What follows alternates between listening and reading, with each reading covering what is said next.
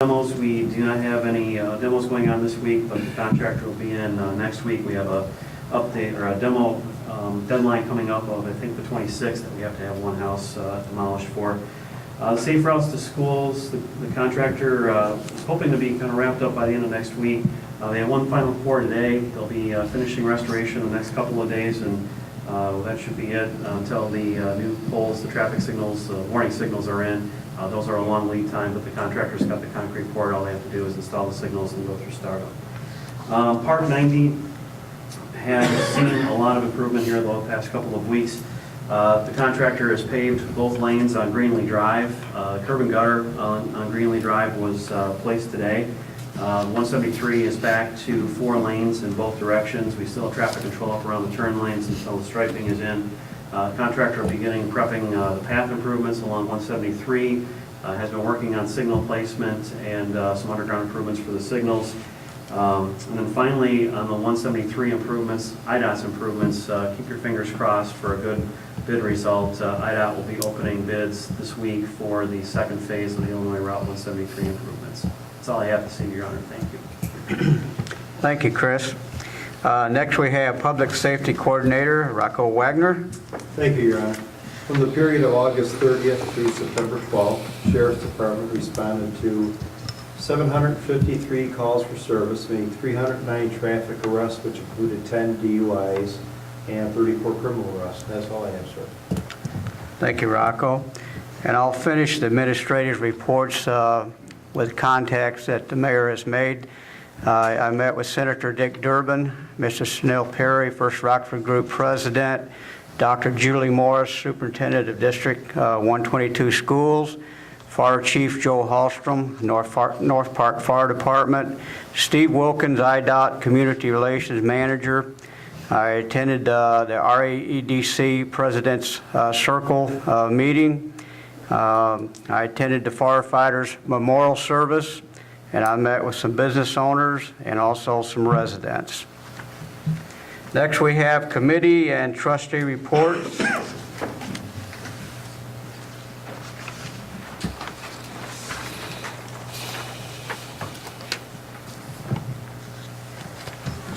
Trustee Tammy.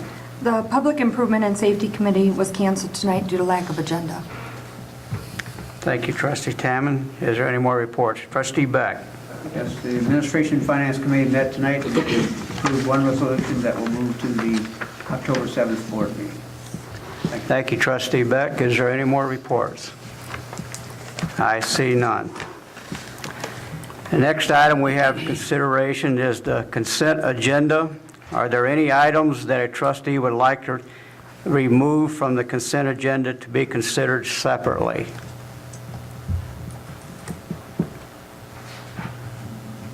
I see none. The consent agenda is accepted as presented.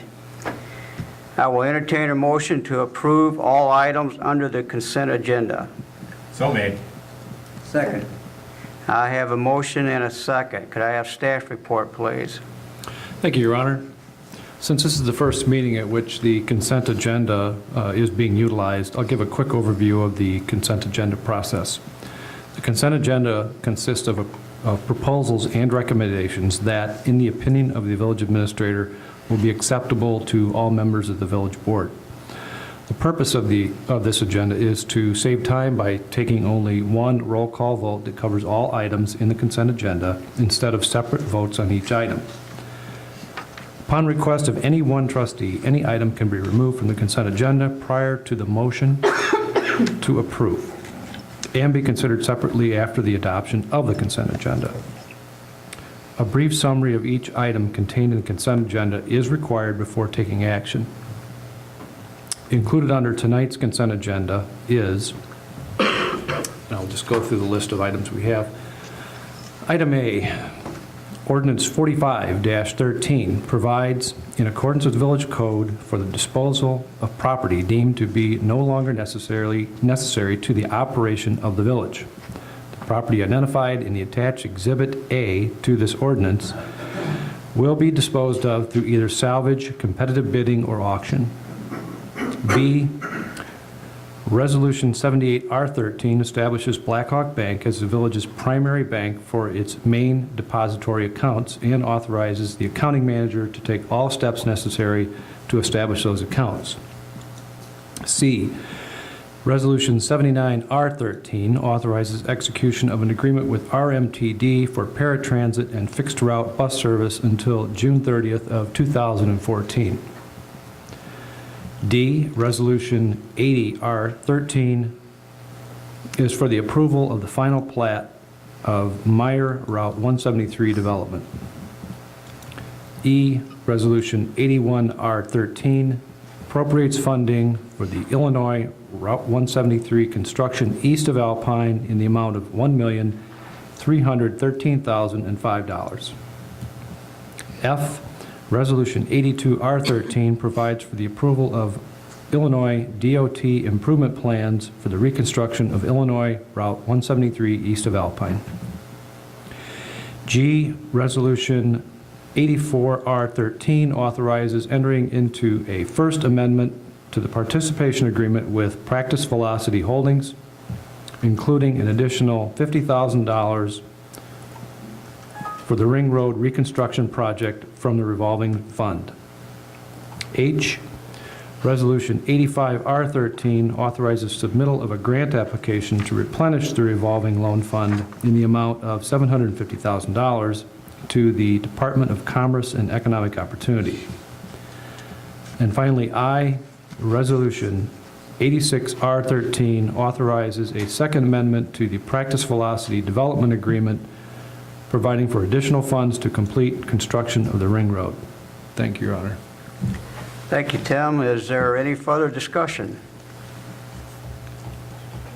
I see none. We'll take roll call. Trustee Wilson. Aye. Yo. Aye. Beck. Aye. Snodgrass. Aye. Tamman. Aye. Kid is absent.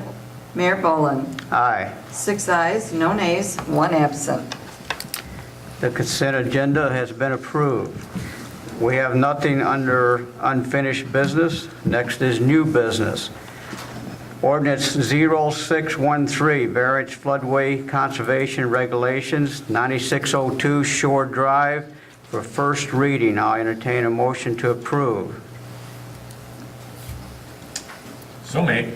Second. I have a motion and a second. Could I have staff report, please? Yes, thank you. As you said, this is a variance from the Floodway Conservation Zoning District overlay regulations. Those regulations basically say that anything in this zoning overlay, no new development can take place in that area. This variance is asking to waive those regulations so that a home addition can be built. If this variance is granted, it would allow the property owner, Mr. Voss, to pursue obtaining a building permit for a planned home addition he would like to build. However, the DNR must still issue a permit for this work, and our flood area development regulations, which is Chapter 3 of the Code Book, must still be adhered to in order to get a building permit from the village. The staff recommendation was for denial, and this received a positive recommendation from the Planning and Zoning Commission and the Planning and Economic Development Committee. Thank you. Thank you, Carrie. Is there any trustee discussion? I see none. We'll take roll call. Trustee Yo. Aye. Beck. Aye. Snodgrass. Aye. Tamman. Aye. Kid is absent. Wilson. Aye. Mayor Boland. Aye. 6 ayes, no nays, 1 absent. Ordinance 06-13 has been approved for first reading. Next, we have ordinance 18-13, variance for side setback, 9602 Shore Drive, first reading. I entertain a motion to approve. So made. Second. I have a motion and a second. Could I have staff report, please? Yes, thank you. This is the same property as the last item, and this home is already 4 feet from the side lot line rather than the 6 feet that's required for side setback. The property owner would like to work from this existing footprint for his planned home addition. So he's petitioning for this 4-foot side setback to be allowed. The staff recommendation was for denial, and it received positive recommendations at both the Planning and Zoning Commission and Planning and Economic Development Committee. Thank you, Carrie. Is there any discussion from the trustees? Trustee Beck. Question of the owner, he's here. Or person He is not here. out here? Then, do you, Gary, did he indicate to you that it is a square footage thing of that elevation that he wants? I mean, you could put, for lack of a better word, a shed type roof for a couple feet and it doesn't look unattractive on a house. So I'm just wondering for that side that setback, why that he's asking for that. He's asking for it just because that's where the So he wants to home is keep a now. square building line? That's the only Yeah, he just reason? wants to work off of where the side of the home is now. Thank you. Is there any more discussion? I see none. We'll take roll call. Trustee Beck, Nay? Snodgrass. Aye. Hammond, Aye. Kid is absent, Wilson. Aye. Yo, Aye. Mayor Boland. Aye. 5 ayes, 1 nay, 1 absent. Ordinance 18-13 has been approved for first reading. Next, we have ordinance 39-13, variance for integrated sign height and size, 8010 North 2nd Street for first reading. I entertain a motion to approve. So made. Second. I have a motion and a second. Could I have staff report, please? Yes, thank you. This is the Michelson's property where the Goodwill is located. The sign there is petitioning for a variance in integrated sign height from 15 feet to 41 feet, and in sign area from 100 square feet to 200 square feet, to basically allow what is existing there. This sign has been non-conforming due to its height and size, and it is now supposed to be structurally altered without bringing it up to code.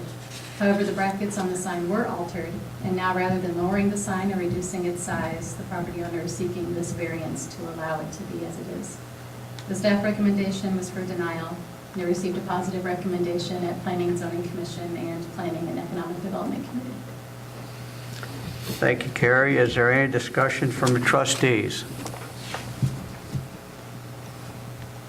I see none. We'll take roll call. Trustee Snodgrass. Aye. Hammond, Aye. Kid is absent, Wilson. Aye. Yo, Aye. Beck, Aye. Mayor Boland. Aye. 6 ayes, no nays, 1 absent. Ordinance 39-13 has been approved for first reading. Next, we have ordinance 40-13, special use permit for an open sales lot, 8010 North 2nd Street for first reading. I'll entertain a motion to approve. So made. Second. I have a motion and a second. Could I have staff report, please? Yes, this is the same property as the previous item, and on this lot, the property owner has established a used car dealership, which requires a special use permit.